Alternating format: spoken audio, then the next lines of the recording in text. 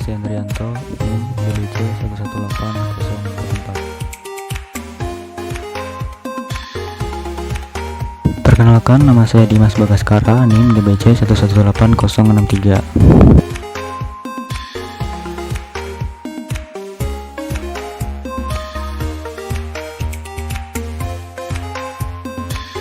Perkenalkan, nama saya Ahmad Alus Saputra dengan NIM DBC 118074. Saya dari Teknik Informatika dari Universitas Palangkaraya. Terima kasih.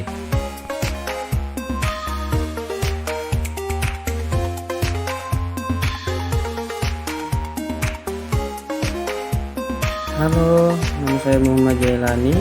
Saya dari Fakultas Teknik Informatika dengan NIM DBC 118075.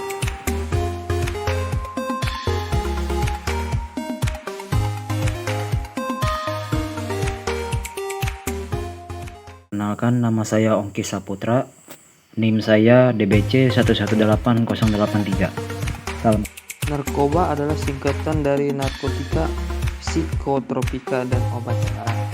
Selain narkoba, istilah lain yang diperkenalkan khususnya oleh Kementerian Kesehatan Republik Indonesia adalah NABZA, yang merupakan singkatan dari narkotika, psikotropika, dan zat adiktif. Selain istilah ini, baik narkoba ataupun NABZA mengacu pada kelompok senyawa yang umumnya memiliki risiko kecenderungan bagi penggunanya. Menurut pakar kesehatan, narkoba sebenarnya adalah senyawa-senyawa psikotropika yang biasanya dipakai untuk membius pasien saat hendak dioperasi, atau obat-obatan yang memiliki penyakit tertentu. Namun, ini persepsi itu disalahartikan, akibatnya pemakai di luar peruntukan dan dosis yang tidak semestinya. Pada saat ini, terdapat 35 jenis narkoba yang dikonsumsi pengguna narkoba di Indonesia, dari yang paling murah hingga yang paling mahal, seperti LSD. Di dunia terdapat 354 jenis narkoba. Pemasokan narkoba di Indonesia diketahui berasal dari Afrika Barat, Iran, Eropa.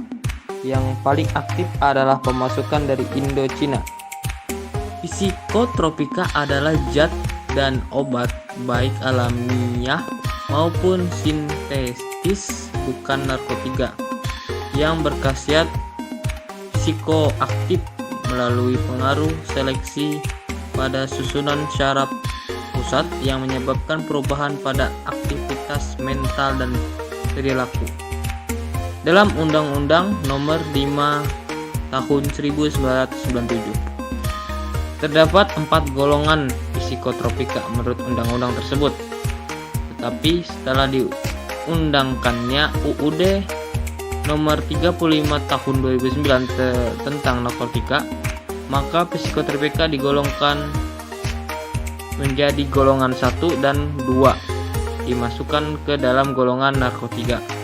Dengan demikian, saat ini apabila bicara masalah psikotropika hanya menyangkut psikotropika golongan 3 dan 4 sesuai Undang-Undang Nomor 5 Tahun 1997. Hingga kini, penyebaran penyalahgunaan narkoba sudah hampir tak bisa dicegah. Butuh rujukan, mengingat hampir seluruh penduduk dunia dapat dengan mudah mendapatkan narkoba dari oknum-oknum yang tidak bertanggung jawab. Tentu saja hal ini bisa membuat orang tua, organisasi masyarakat, dan pemerintah khawatir. Upaya pemberantasan narkoba pun sudah sering dilakukan, tetapi masih sedikit kemungkinan untuk menghindari narkoba dari kalangan remaja maupun dewasa. Bahkan anak-anak usia SD dan SMP pun banyak yang terjerumus ke dalam penyalahgunaan narkoba. Hingga saat ini, upaya yang paling efektif untuk mencegah penyalahgunaan narkoba pada anak-anak adalah pendidikan keluarga. Orang tua diharapkan untuk mengawasi dan mendidik anaknya agar selalu menjauhi penyalahgunaan narkoba.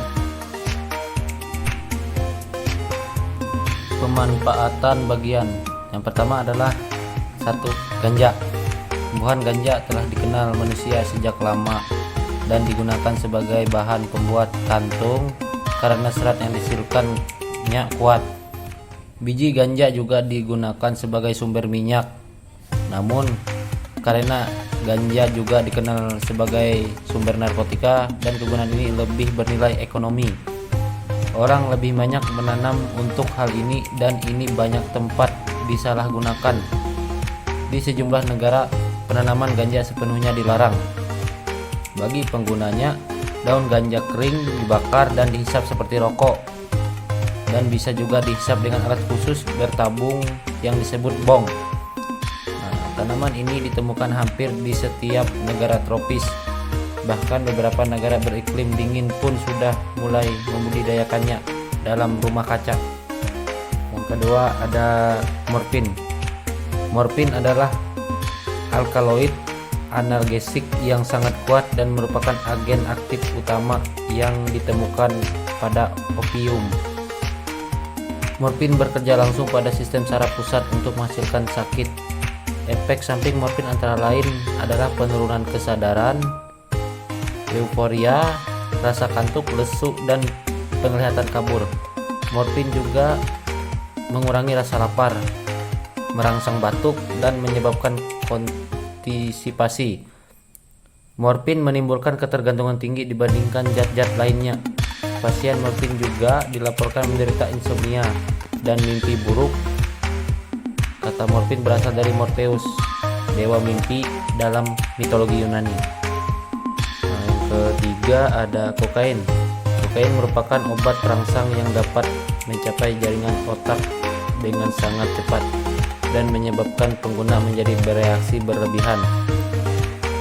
Konsumsi kokain secara berlebihan dapat menyebabkan depresi, peningkatan tekanan darah, dan peningkatan denyut jantung, lumpuh, mual, sakit kepala, sesak napas, insomnia, nafsu makan menurun, dan menyebabkan kecanduan.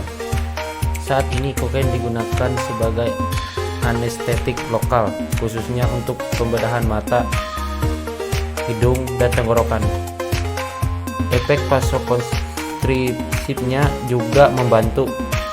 Kokain diklarifikasikan sebagai suatu narkotika bersama dengan morfin dan heroin karena efek adiktif.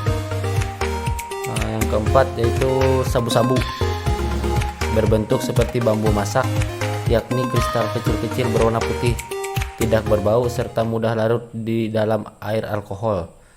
Pemakaiannya segera akan aktif, banyak ide, tidak merasa lelah meski sudah bekerja lama, tidak merasa lapar, dan memiliki rasa percaya diri yang besar. Ekstansi, yang kelima ada ekstansi, yaitu adalah zat atau bahan yang tidak termasuk kategori narkotika atau alkohol dan merupakan jenis zat adiktif yang tergolong obat perangsang. Yang keenam adalah putau. Putau merupakan minuman khas Cina yang mengandung alkohol dan sejenis heroin yang serumpun dengan ganja. Pemakaiannya dengan menghisap melalui hidung atau mulut dan menyuntikkan ke pembuluh darah. Yang ke-7 ada heroin.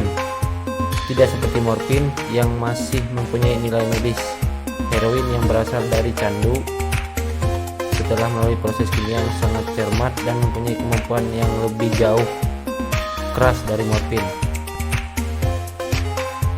Motif dalam penyalahgunaannya yaitu reaksional. Pada reaksional ini, narkoba menjadi salah satu alat yang digunakan oleh pasangan suami istri yang mengalami depresi atau trauma akibat perceraian dan kehilangan hak asuh anak.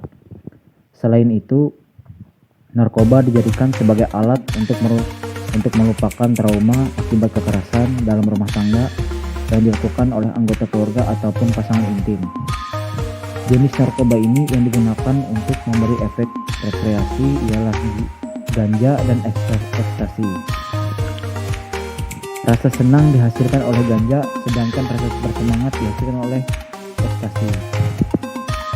Konsumsi narkoba jenis ganja dan ekstasi untuk rekreasi juga terjadi akibat trauma yang menyebabkan menurunnya kesehatan jiwa dan tidak adanya bantuan atau untuk mengatasi dan keinginan untuk menyembuhkannya. Dan berikutnya adalah doping. Penyalahgunaan doping merupakan jenis narkoba juga yang memotivasi oleh efek doping yang dapat menambah kapasitas fisik seseorang ketika melakukan pekerjaannya. Penggunaan doping ini sebagian besar dilakukan oleh para perempuan yang memiliki peran ganda dalam rumah tangga. Jenis narkoba yang dikonsumsi umumnya ialah sabu-sabu. Dengan mengkonsumsi sabu-sabu, para pengguna narkoba dapat fokus kerja berjam-jam sekaligus mengurus rumah dan anak setelah pulang kerja. Dan kemudian adalah dampak penggunaan narkotika. Dampak penggunaan narkoba pada individu tergantung pada jenis narkoba, kepribadian penggunaan, serta situasi dan kondisi pengguna pada saat menggunakan narkoba. Dampak ketergantungan atau kecanduan narkoba individu dapat dilihat dari fisik, psikis, dan sosial atau lingkungan masyarakat tempat tinggal. Dampak terhadap fisik antara lain sakit kepala, mual-mual, susah tidur, dan tidak nafsu makan. Dampak terhadap psikis antara lain memberi rasa yang melambung tinggi, memberi rasa bahagia dan sangat percaya diri, adanya rasa porno, gelisah ketika menggunakan atau susah tidur. Dan dampak terhadap lingkungan yaitu diasingkan dari masyarakat dan susah dalam bergaul di masyarakat.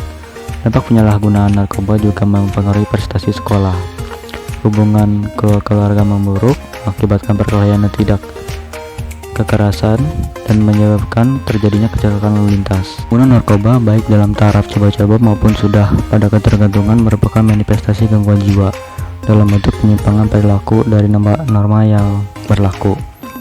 Pemakaian narkoba secara berlebihan di luar indikasi medis atau tanpa pengawasan dan petunjuk atau ahli untuk menimbulkan patologik atau menimbulkan kelainan dan menimbulkan hambatan dalam aktivitas di rumah, sekolah, tempat kerja, dan lingkungan sosial individu. Ketergantungan narkoba di lingkungan akibat karena penyalahgunaan zat, disertai dengan adanya toleransi zat atau dosis semakin tinggi, nafsu yang tidak bisa tertahan, kecenderungan untuk menambahkan dosis obat, ketergantungan fisik dan psikologis. Kondisi psikologis yang kurang stabil secara berkepanjangan tersebut dapat mengakibatkan terjadinya stres pada pengguna narkoba. Pengguna narkoba yang kurang mampu menyesuaikan diri dalam lingkungan tidak bisa menerima kenyataan jika harus menjalani rehabilitasi. Masalah finansial demi memenuhi kebutuhan sehari-hari berbenturan dengan keharusan menimbulkan pekerjaannya untuk direhabilitasi, kemudian memunculkan perasaan jenuh, rindu dengan keluarga, serta adanya pemikiran terhadap stigma dan diskriminasi yang dilakukan oleh orang-orang di lingkungan sekitar memperberat beban derita pengguna narkoba yang sedang menjalani pemulihan di rehabilitasi. Yo, I ain't here for the money.